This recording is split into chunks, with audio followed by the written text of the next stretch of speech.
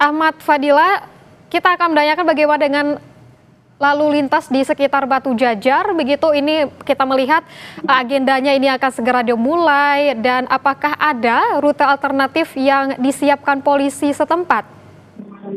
Ya, baik Rama dan saudara, memang menjelang upacara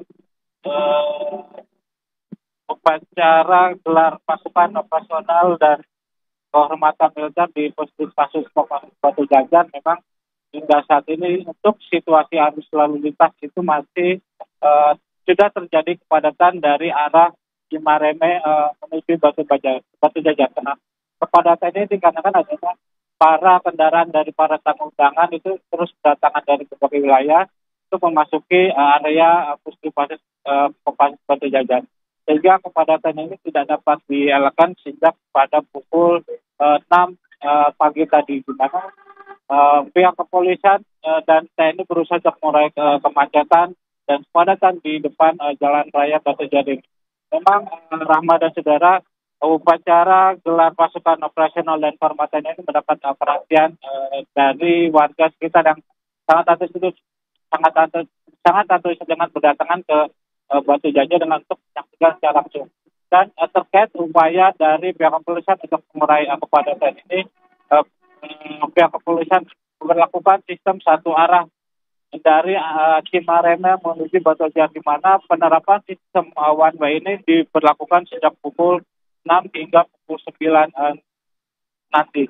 Dan pada pukul siang hari sekitar pukul 13.00 atau usai acara, sistem one way diberlakukan kembali dari arah Batu Jajar menuju Cimareme, sehingga pihak kepolisian membantu para masyarakat yang ingin beraktivitas untuk menghindari jalur Batu Jajar dengan melewati dari pengendara dari arah Cililin ingin menuju Bandung untuk Cimahi untuk melewati jalan Margasi. Rahma.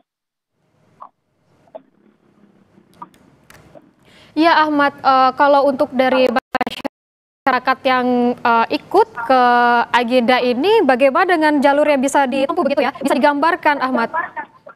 Ya, Rahma, memang kalau untuk masyarakat yang ingin menyaksikan langsung gelar pasukan operasional dan gelar pemberian gelar kehormatan militer yang nantinya akan dihadiri langsung oleh Presiden Prabowo Subianto, masyarakat bisa langsung datang atau masuk ke area Batu Jajar melalui gerbang kedua, bukan gerbang utama, tetapi masyarakat bisa menyaksikan itu tidak diperkenankan untuk membawa kendaraan ke dalam area Batu Jajar, sehingga masyarakat harus berjalan hampir sejauh 2 kilometer untuk menuju lapangan upacara ini. Rahma.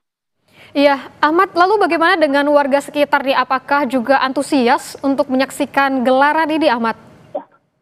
Iya, Rahma, memang sejak kedatangan saya tadi sekitar pukul 6 kurang itu warga terus berdatangan menuju ke Puskesmas Batu Jajar ini. Terlihat memang warga berjalan, ada yang bersama keluarganya dan anak-anak untuk menyaksikan langsung upacara ini yang nantinya akan disaksikan atau dihadiri oleh Presiden Prabowo Subianto. Sehingga memang jelang upacara gelar pasukan operasional dan kehormatan militer di Puskesmas Batu Jajar ini menjadi perhatian dan masyarakat terus berdatangan untuk menyaksikan langsung upacara ini. Rahma. Iya, kalau melihat dari gambar di belakang Anda, Ahmad, ini seperti mengular begitu ya. Apakah ini sosialisasi dari polisi sudah sampai kepada masyarakat atau bagaimana ini, Ahmad? Bagikat kita melihat di belakang Anda ini kan mengular, dan apakah ada polisi yang berjaga di sepanjang jalan menuju ke daerah dari gelaran ini, Ahmad? Ya, Rahma, memang sejak sebelum berlangsungnya upacara gelar pasukan operasional dan kehormatan militer pada hari ini, memang pihak kepolisian dan pihak TNI terus berkoordinasi untuk mengamankan jalur di Jalan Raya Batu Jajar, di mana memang di pantauan saya di belakang ini merupakan pintu masuk atau gerbang yang harus bisa dilalui oleh para undangan. Berbeda pada gerbang utama itu hanya untuk tamu PPP, khususnya Presiden Prabowo Subianto, sehingga upaya dan sosialisasi dari pihak kepolisian pun sudah dilakukan dengan menyiapkan upaya rekayasa lalu lintas untuk mengurai kemacetan selama di jalan Batu Jajar, sehingga memang kalau bicara peningkatan jumlah kendaraan yang ada di jalan raya Batu Jajar merupakan para undangan yang akan datang di upacara gelar pasukan operasional dan kehormatan militer ini, Rahma. Ya, untuk menekankan kembali, Ahmad, apakah ini rekayasa lalu lintas seperti one way ini diterapkan dan dari pukul berapa hingga pukul berapa, dan apakah rekayasa lalu lintas ini juga nanti akan diarahkan sebaliknya, Ahmad?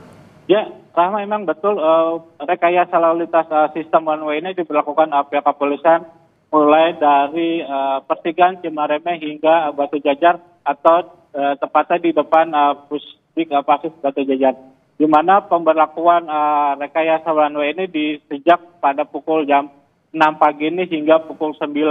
Dan kemudian rekayasa lalin one way ini diberlakukan sebaliknya pada pukul 13 hingga pada sore hari nanti, seiring dengan berakhirnya upacara di Pusdik Pasis Batu Jajar, sehingga diharapkan dengan upaya rekayasa lalin one way ini dapat pada kepadatan selama acara berlangsung, dan warga apabila yang ingin beraktivitas dari arah Cililin menuju Bandung atau Cimahi bisa melewati Margasi, Rahma.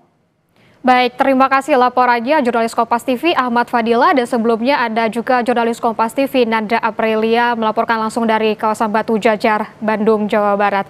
Dan kita akan kembali, saudara, tetaplah bersama kami di Breaking News Kompas TV.